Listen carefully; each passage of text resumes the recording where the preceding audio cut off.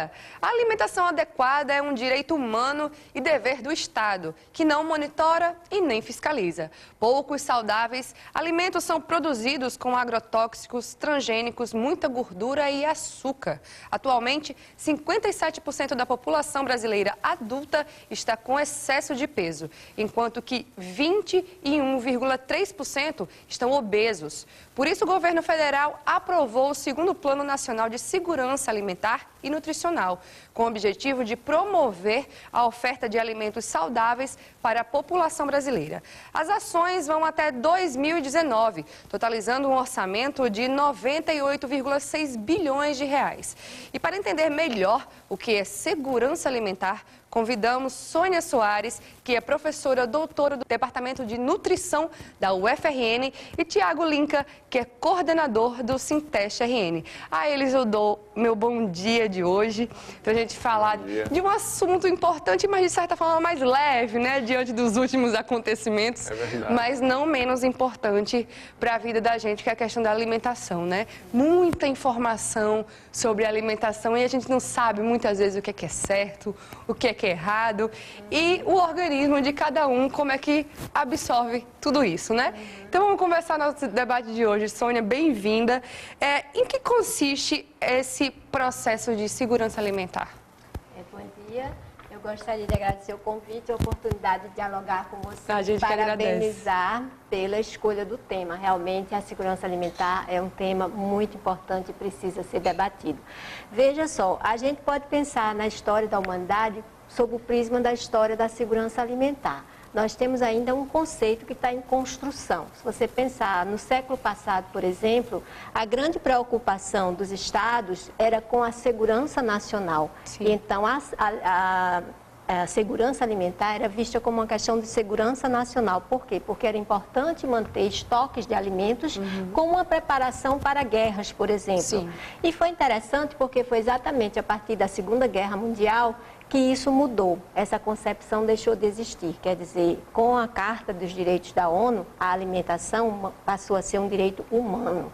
Então, não importa mais se a questão é para o Estado estocar alimento para se preparar com a guerra. Não, é um direito de todos. E nós, no Brasil, avançamos muito nisso, porque na Constituição de 88, a gente já tinha colocado que a alimentação era um condicionante e um determinante do direito à saúde. Mas foi preciso esperar até 2010 para a gente incorporar nos direitos sociais o direito à alimentação. Sim. Em 2006, nós temos a Lei de Segurança Alimentar no Brasil. Então, segundo esta lei, diz lá que a segurança alimentar consiste na realização deste direito de todos ao acesso regular e permanente de alimentos em quantidade e qualidade suficientes. E é muito importante que a produção desses alimentos e as práticas alimentares tenham sustentabilidade, porque esta é a grande preocupação atual. É como a gente manter a garantia da segurança alimentar para gerações futuras se os nossos sistemas produtivos hoje de alimentos não forem sustentáveis. E me parece que eles não são.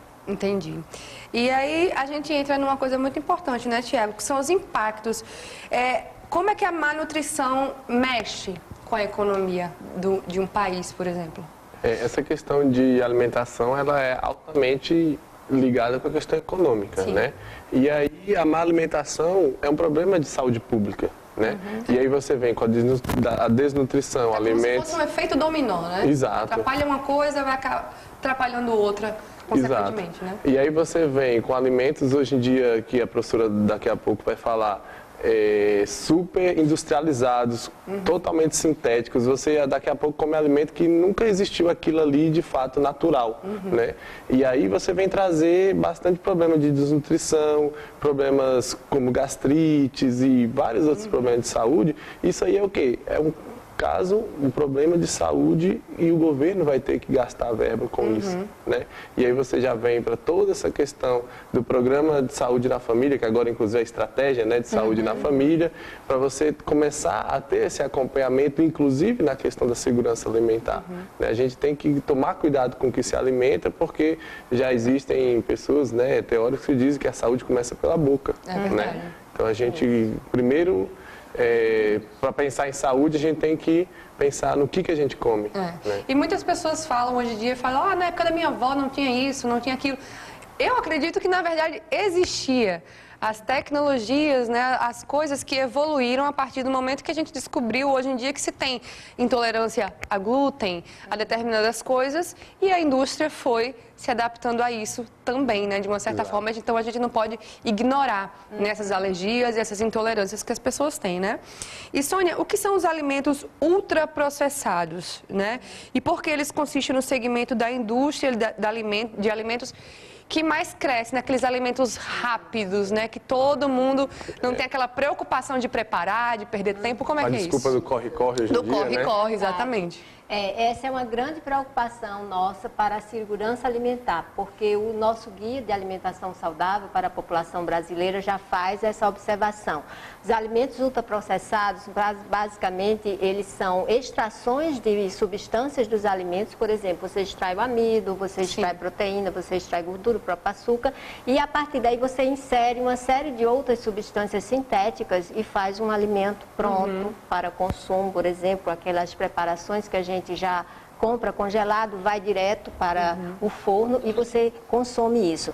Os salgadinhos, os biscoitos recheados, os refrigerantes, então são todos eles desequilibrados do ponto de vista nutricional. Eles contêm excesso de gordura, excesso de sódio, enfim. Nós precisamos rever os nossos hábitos alimentares, isso é um fato. Né? Veja que o povo brasileiro, nas últimas pesquisas, tem mostrado que nós temos diminuído o consumo dos alimentos in natura, dos alimentos minimamente processados e aumentado o consumo dos ultraprocessados. Especialmente aí é que entra o perigo nas populações jovens. Especialmente. Então, o jovem, ele não come mais arroz com feijão, por exemplo, mas ele vai comer hambúrguer com refrigerante. Um outro fator que eu já vi também é que muita gente vai pela questão financeira, porque uma latinha de refrigerante é mais barato do que um copo de suco. Então eu vou tomar uma lata de refrigerante. E também existe aquela confusão, né? Se existe uma lata de refrigerante, por exemplo, e uma garrafinha de suco, alguma coisa assim, industrializado também, aquela ilusão de que é suco, de que é natural, faz você consumir aquele suco que de natural, de saudável, não tem nada, né? É verdade. A gente vai continuar falando sobre esse assunto no segundo bloco, porque as últimas perguntas ainda são muito interessantes e a gente precisa de um tempinho a mais para continuar. Um minutinho, não sai daí que a gente já volta.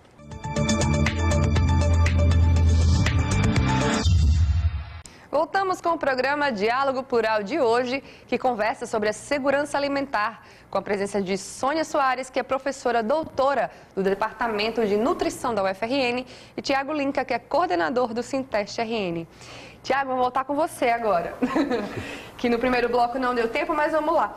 Qual é a relação da segurança alimentar com a questão da fome? De que forma o desperdício de alimentos é uma ameaça? Muita gente tem trabalhado com isso, né? A gente vê algumas matérias aí de pessoas que pegam aqueles determinados alimentos e reaproveitam, né? E levam para instituições. Mas a gente sabe que isso são ações isoladas, né? Como é que isso funciona? Inclusive a professora no bloco anterior falou da questão da segurança alimentar como um direito, né, universal. E isso anteriormente nós não tínhamos. A questão da alimentação era para os que tinham mais condições, né? E hoje o Estado tem esse dever de garantir uma alimentação com qualidade, com quantidade, permanentemente, né?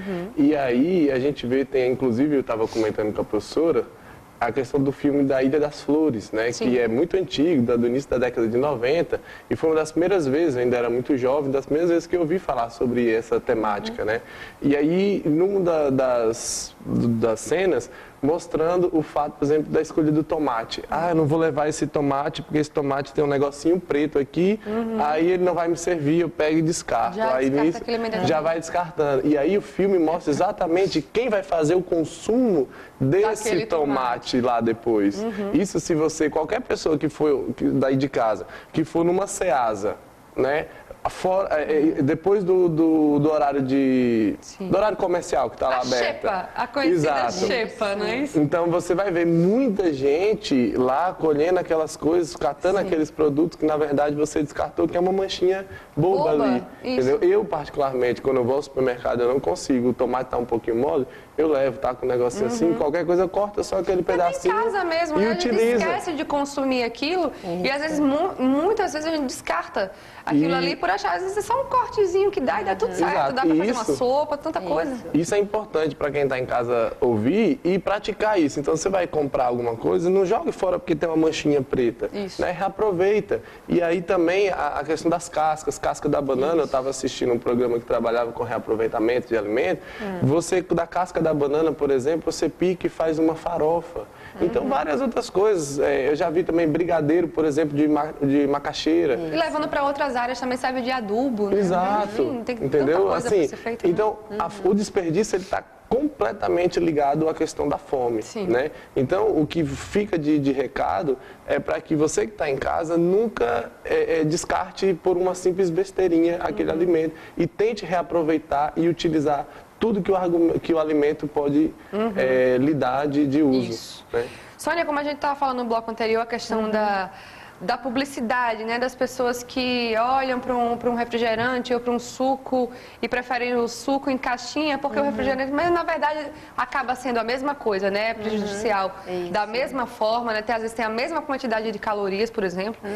Quais os perigos aí da publicidade de alimentos e como é que a gente pode intervir nisso, né? Porque a gente sabe às vezes que muita coisa é danosa para a gente, mas eles estão sendo oferecidas para a gente como a coisa mais saudável do mundo. Como é que é isso? Essa é uma pergunta super interessante, porque nós vivemos no Brasil uma situação muito grave em relação à publicidade de alimentos, que é a falta de regulação. Sim. Nós precisamos de uma regulação sobre a publicidade de alimentos, especialmente para proteger a nossa população mais frágil, que são as crianças. Sim. Então, já é consenso, né, entre os organismos internacionais que a publicidade de alimentos é um fator de risco.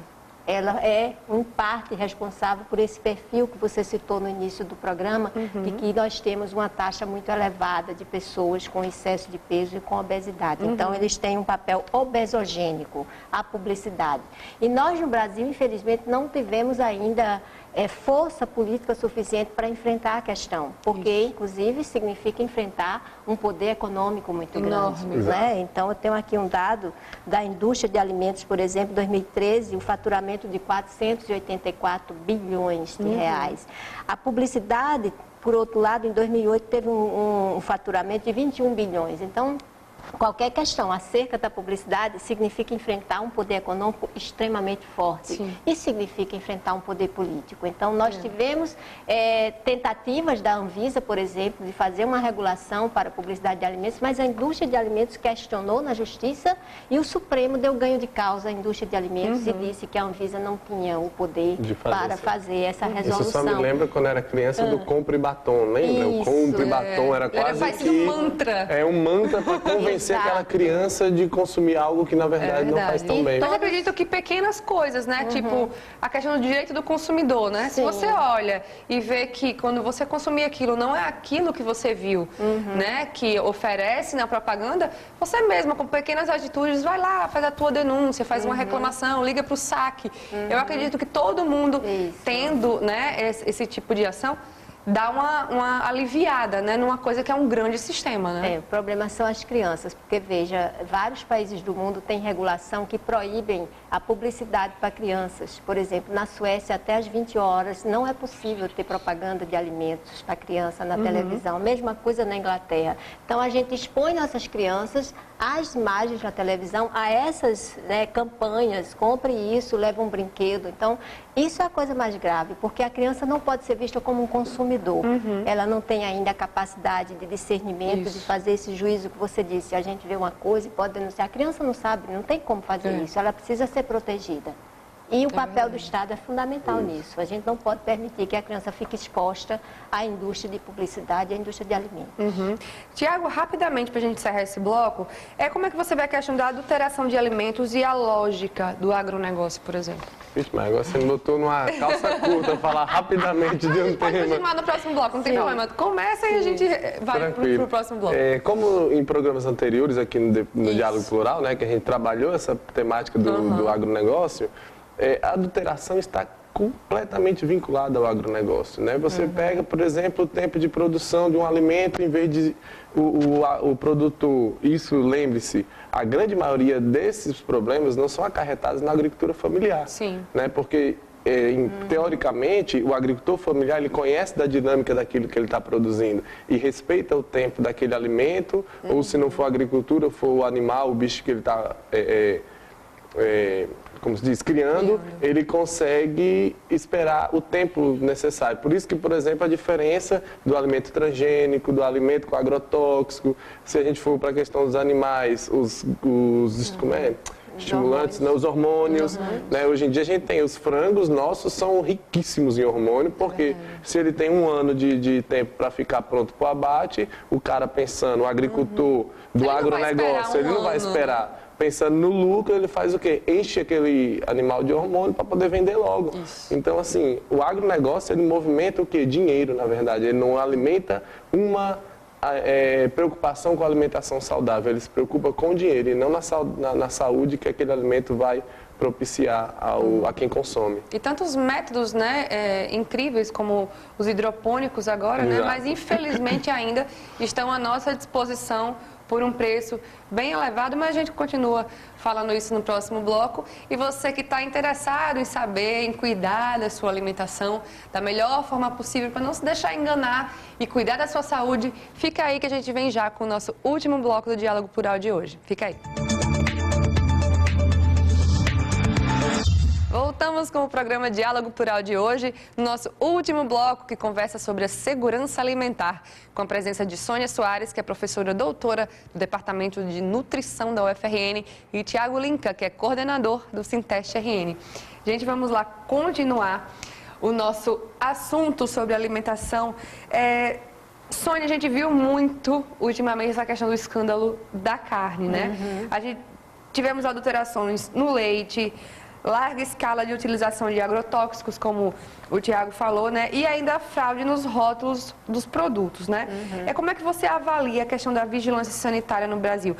Há ainda muito descaso com a questão da própria saúde da população, né? Como a gente vem falando, que não é só questão alimentar, é a consequência dessa má alimentação, né? Veja só, por coincidência, eu atuo na vigilância sanitária há 25 anos. Eu trabalho na Covisa. E veja, eu não diria que há um descaso com a saúde pública. O que há é que a vigilância sanitária, como campo de atuação do SUS, tem sido o que menos se incorporou ao SUS, né? Então, assim, até hoje nós não temos uma integração grande com a população pelo fato do exercício do poder de polícia, e isso faz com que a gente tenha mais dificuldade de atuar e de intervir em relação aos problemas de saúde da população. Então, assim, nosso papel é basicamente de prevenção e promoção, mas em geral as pessoas só lembram da vigilância sanitária quando acontece já um dano. Ou seja, depois que algo já aconteceu que deveria ter sido prevenido. Então, eu acho que nos falta, do ponto de vista do trabalho em si, uma cultura, que a gente não tem, uma cultura republicana, uma cultura de respeito ao direito à saúde, ao direito à segurança alimentar, e isso interfere na organização dos serviços. Então, a vigilância ela sofre uma pressão imensa no ponto de vista federal, no âmbito federal, por exemplo, a Anvisa sofre uma pressão imensa desse poder econômico que a gente falou no outro bloco, e é difícil regular o mercado quando o mercado tem ramificações políticas. E nós temos um papel político muito grande. Sim. O que é que seria o mais sério aí na manipulação de alimentos? O que é que a gente pode acreditar que de fato existe, como essa questão que todo mundo se envolveu de papelão na carne? Será que isso é possível? O que é que tem de mais sério que realmente os profissionais da área de alimentos sabem que existe? Olha, o que a gente sabe é que há um problema muito grande na fiscalização, sobretudo dos produtos de origem animal, porque há uma distinção. Nós da saúde somos ligados ao Ministério da Saúde, à vigilância sanitária dentro do SUS, e nós temos competência sobre alguns alimentos. Os alimentos de origem animal são da competência do Ministério da Agricultura. Essa é uma distorção, nós já deveríamos ter resolvido isso, porque esse conflito de competência só prejudica a efetividade das ações que a gente precisa fazer. Então, o que acontece que a gente ouviu nas ligações, inclusive nos áudios, né, da operação, é que há uma interferência política. Pessoas de partido tal colocam pessoas, né, ligadas àquele político para atuar em postos-chave de comando de um órgão de fiscalização. E aí o político liga para a fábrica, para a indústria, quer dizer, isso não poderia acontecer num Estado de Direito, num Estado democrático, numa república, né? Quer dizer, a gente precisa separar os interesses públicos do interesse privado.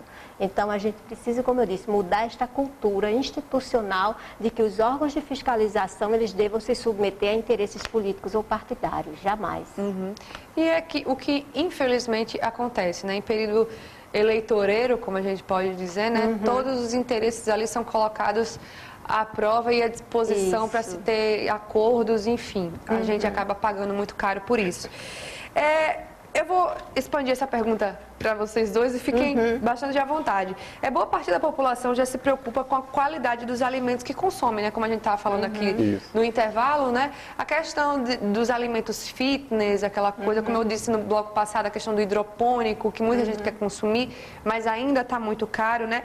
Nesse sentido, quais os desafios futuros para a cadeia de produção, industrialização e comercialização de alimentos? Pode começar, professora. Olha, eu acho que o nosso maior desafio, como falei no início, em relação ao próprio conceito de segurança alimentar, é a sustentabilidade. Nós precisamos rever os nossos métodos de produção de alimentos. Nós precisamos mudar os nossos hábitos. Por exemplo, o aumento no consumo de carnes, isso não é sustentável. Então, a gente precisa rever essa produção extensiva que a gente tem. O Brasil continua mantendo, economicamente falando, o modelo de produção do Brasil colônia. Nós exportamos matéria-prima, nós exportamos boi vivo e o impacto ambiental disso é imenso. Então, eu acho que esse é o maior desafio. Garantir que as gerações futuras tenham segurança alimentar e que o direito humano à alimentação delas seja respeitado. E assim, outra coisa também que eu acho que a gente deva...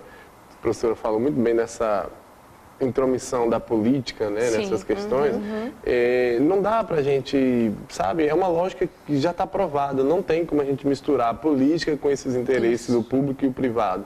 E aí a gente vê muitas vezes, por exemplo, se fala tanto do agronegócio, que a gente até já falou no outro programa, mas que, por exemplo, a comida que chega na mesa da população, 80% é da agricultura familiar. E o que a gente vê de ação concreta por parte do governo, de incentivo com métodos de irrigação, questões de agroecologia, a própria permacultura, questão dos inseticidas não nocivos à saúde. A gente não vê um incentivo de fato grande, maciço do governo, como vê, por exemplo, a questão do agronegócio. E a gente tem que pensar que a comida que está na nossa mesa é a do agricultor familiar, né? Então, a gente tem que parar de pensar nessas coisas somente de exportar, do lucro, do dinheiro, e pensar na qualidade de vida. A qualidade de vida, como eu já falei anteriormente, começa exatamente pela qualidade dos nossos alimentos. Né? E a gente vê que hoje o governo não se preocupa com a qualidade. Claro que tem alguns projetos, o próprio Ministério da Agricultura e tal, mas você não vê aquele investimento maciço, aquela preocupação maciça como a gente vê em outras áreas. E aí, por quê? É a questão que a professora falou. Exatamente, essa dualidade. A partir do momento que os interesses privados eles estão dentro de onde deveria sair o interesse coletivo, o público, não dá certo. Só rapidamente para a gente encerrar, a questão de alimentos, como eu já falei, volto a repetir, hidropônicos, transgênicos, as pessoas acabam querendo se alimentar bem, mas às vezes procuram um médico, outras veem só na publicidade, outras escutam apenas um nutricionista. Lê na internet. Lê na internet e leva aquilo como verdade, né? Como essas pessoas que realmente se preocupam com a saúde, querem se alimentar de uma maneira saudável, legal, quem procura o que é bacana, elas vão a quê? Procura algum site específico, com quem que elas devem se informar de maneira correta? Com certeza com o nutricionista, que é o profissional mais indicado e é formado para isso, né? Então, assim, nós ainda temos nutricionistas nas unidades básicas de saúde, apesar do desmonte do SUS nessa cidade, mas a orientação que eu posso dar é que procure o nutricionista, porque nós temos, inclusive, um guia de alimentação saudável para a população brasileira. Esse é um guia que pode ser consultado, foi feito para ser consultado, para ser discutido com a população. Então, isso é importante porque lá tem muita coisa que ajuda a gente a refletir sobre a nossa alimentação e mudar alguns hábitos e fazer alguma mudança significativa. Perfeito. Sônia, obrigada pela presença no programa da gente. Tiago, mais uma vez, seja super bem-vindo aqui no nosso debate. E você que está em casa, que se quiser mais informações sobre o Diálogo Plural, acompanhe as nossas atualizações no nosso Twitter, o @SintesteRN, no nosso site, o www.sintesteRN.org.br, ou na nossa página do Facebook, que é o facebook.com/SintesteRN. Para você, um ótimo final de semana, um ótimo sábado e até a semana que vem, se Deus quiser. Tchau, tchau.